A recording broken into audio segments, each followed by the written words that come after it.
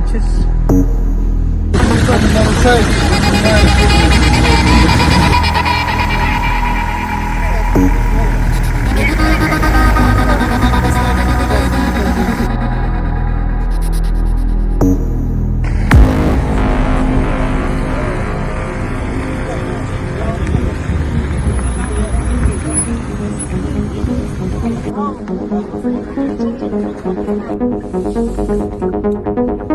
По центру автопатрули кто где находится?